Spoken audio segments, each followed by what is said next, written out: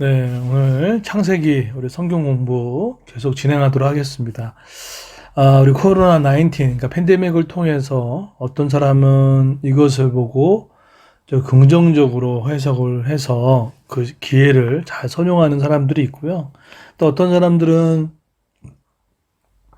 그냥 막연히 비판하고 불만을 터뜨리고 뭐 그렇게 해서 이 해석하는 사람도 있습니다. 그런데 같은 해석이라고 하더라도 그 해석에 따라서 여러분의 인생이 달라진다고 하면 우리가 어떤 사건을 접할 때 그것을 어떻게 보느냐가 우리 인생을 정말 좌지우지하게 됩니다.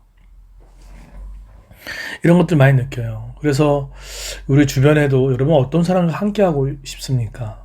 그러니까 만나도 어떤 사건을 갖고 하나님이 이렇게 하셨어. 하나님이 이렇게 도와주셨어. 이것 때문에 그래. 그렇게 고백하는 사람과 만나면 왠지 모르게 희망과 기쁨이 생기는데 또 어떤 사람과 만나면은 계속 고민, 염려, 비판, 냉소주의 그건 정말 있고 싶지 않은 그런 사람들이 좀 있어요. 예. 그러니까 어떻게 해석하냐에 따라서 달라집니다. 때로는 하나님께서도 그렇게 하실 때가 있죠. 오늘 성경에 보시게 되면 사실 오늘 요셉이 연출을 하죠.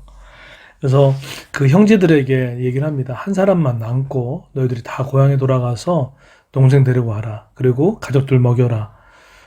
그렇게 시켰죠. 왜냐하면 이것은 고대 근동의 정탐꾼을 색출하는데 썼던 그런 일이기도 하죠. 예, 방법은 좀 다르더라도 그런데 오늘 성경에 보게 되면 사실은 이 얘기를 들으면서 그 요셉의 정체를 몰랐던 그들에게는 이게 정말로 당황스러웠을 거예요. 그러면서 오늘 성경에서 얘기합니다. 21절에 보게 되면 우리가 동생에게 한 일 때문에 우리 이런 벌을 받는가 보다. 우리는 동생이 고통을 당하면서 우리에게 살려달라고 예언한 것을 보면서도 동생의 말을 듣지 않았다. 그래서 우리가 지금 이런 고통을 당하는 것이다. 라고 이렇게 얘기를 하고 있습니다. 우리도 간혹가다 그럴 때가 있죠. 어떤 이제 충격적인 일이나 우리가 어려운 일이 당하면 우리가 생각하게 되죠. 내가 어떤 죄가 있었는지, 또 어떤 잘못이 있었는지. 그것을 돌이켜보고 성찰하는 것은 너무나 중요합니다. 그래서 때로는 하나님께서 어떤 사건을 통해서, 어떤 상황을 통해서 그게 지속되고 있고 풀리지 않으면 하나님은 그걸 통해서 우리에 있는 쓴뿌리를 뽑아내시는 것들이 있죠. 그리고 하나님과 우리의 관계를 회복하기 위해서 그 문제를 계속 집요하게 다루시는 부분들도 놓여 있습니다. 만약에 요셉이 이렇게 하지 않고 피상적으로 먹어주고 호의를 베풀었다 그러면 이들의 습관들이 계속 가지 않았을까요? 집단 이기주의로 말미암아 한 사람의 생명을 함부로 여기는 일들은 이런 사건을 통해서 모를 수도 있을 거 아니에요. 근데 오늘 이 사건을 통해서 자신의 잘못을 깨우치게 되는 그 일들을 하게 됩니다. 야곱도 그랬죠. 라반을 만남으로 자기가 얼마나 하나님보다 앞섰던 사람인지 또 얼마나 교활한 사람인지를 알게 되었던 것처럼 때는 하나님이 우리의 삶을 통해 어떤 사람을 이렇게 두신 것은 하나님이 그 사람을 통해서 우리가 배울 것이 있기 때문인 겁니다. 그게 사람이든 사건이든 그렇다는 것입니다. 그래서 하나님은 그걸 통해서 직면케 하시고 만져주게 하시고 새로운 삶을 주신다는 것입니다. 그래서 어떤 사건과 상황을 만났을 때 우리는 하나님께 여쭤봐야 됩니다. 하나님 이걸 통해서 무엇을 저에게 교훈하시기를 원하십니까? 특별히 코로나 팬데믹을 통해서 직면하면서 저도 많은 상황들을 이렇게 하면서 저는 오히려 참 감사하더라고요. 뭐냐면 만약에 우리 코로나 팬데믹이 오기 전에 저는 참 감사한 게 우리 그레이스 교회가 하나님이 아시고 6년 옆도 제자 훈련을 하지 않았다면 이렇게 얼굴을 많이 못 보는 시간 가운데 얼마나 많은 사람들이 못 볼 수 있었을까.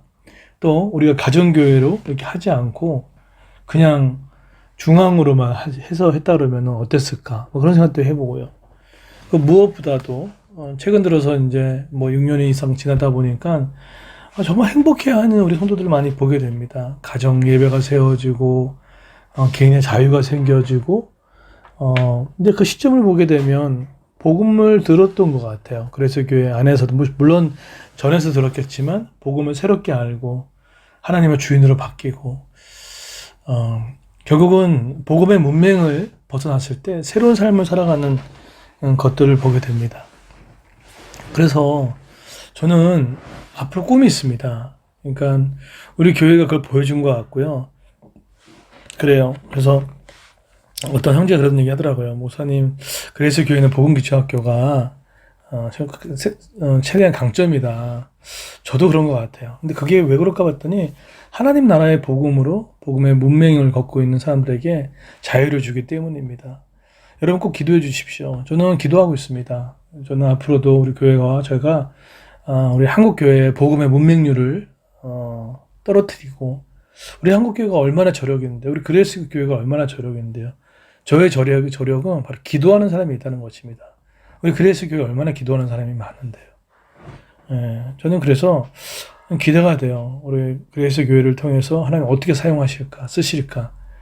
그래서 우리 그레이스 교회의 기도의 강점, 가정교회의 강점, 또 복음 문맹률을 우리가 직접적으로 경험했다가 회복되는 것들에 대한 강점, 이 강점을 갖고 해 나갔으면 좋겠다는 생각을 갖습니다. 그래서 우리 그레이스 교회가 한국 교회에게 기여하고 이 신뢰가 떨어진 이 한국 교회의 신뢰, 우리 세상 가운데 도움이 되는 교회로서 잘 준비됐으면 좋겠어요. 때로는 여러분 그렇게 생각할 겁니다. 아니 뭐 언제 그렇게 합니까? 라고 하는데 하나님은 틀림없이 준비를 시키시고 나서 하나님 사용하시거든요. 그런 시간이 지금이 아닌가라는 생각을 갖습니다. 그러기 위해서 여러분 코로나 팬데믹 가운데 해석 가운데 하나님 우리 가정 가운데 뭘 돌아봐야 될지 또 어떻게 기여해야 할지 그런 관점으로 봤으면 좋겠습니다. 그래서 우리가 주시는 시시각각 주시는 사건과 사람을 통해서 하나님 우리가 범죄한 건 또 무엇인지 또 해결할 부분은 무엇인지 분명히 아는 저 여러분 되기를 소망합니다. 우리 그래서 교회를 위해서 여러분 가정을 위해서 복음의 문명을 낮추고 하나님 나라의 복음으로 회복되어지고 그래서 우리 귀한 자녀들 우리 자녀들이 또 거듭난 영의 축복을 받으며 우리 성도들이 여러분 안 믿는 부모님 남편들 또 친구들이 통일 하나님의 복음을 받을 수 있게끔 기도해 주십시오. 온라인을 통해서도 준비하고 있습니다. 어떻게 하면 이 복음을 전할 수 있는 방법이 생길 수 있고 계속 기도하고 있는데 여러분 꼭 기도해 주시고 그에 관련된 논문도 지금 준비하면서 앞으로 좀 기대가 돼요. 그래서 많이 기도해 주시길 바랍니다.